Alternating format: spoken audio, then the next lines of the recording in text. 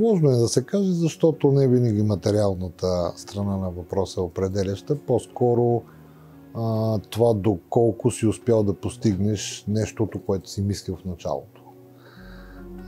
Тоест, твоето виждане за това как трябва да изглежда света около тебе.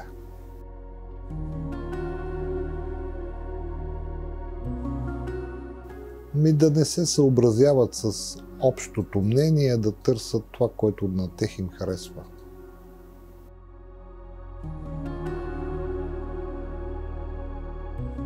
Ако може да хванем нещо по-рано тогава, когато то е лечимо, това за нас е успех. Това важи и за онкология, и за пренатална диагностика, важи за ендокринология, за абсолютно всичко.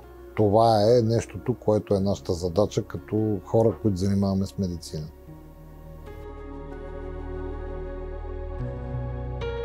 За мен основен момент е да станем малко по-обърнати към знанието и да мечтаем малко по-сериозно за новите неща. За съжаление, в последните години страната се обръща назад, а не напред. Тоест, ние като че ли започваме все по-трудно да се модернизираме.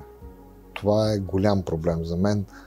Логиката на развитието на нашето общество е да гледаме в бъдещето, да гледаме в технологиите, да гледаме в науката, особено нещата, касаещи така нареченото STEM.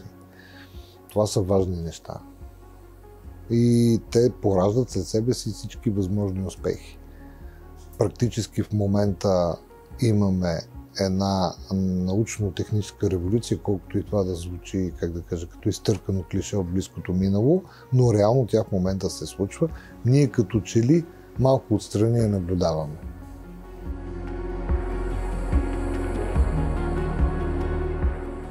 Непрекъснато ежедневно удължава, прави го по-комфортен, старостта е по-лесно поносима, по-лесно се живее, по-малко болка.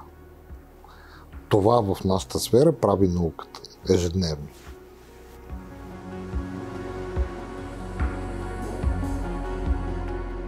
Единственото, което трябва да правят учителите е да припомнят на учениците, че цялото ни възраждане се базира на желанието на нашите възрожденци да приобщат България към Европа, към модерните страни и да се развие науката.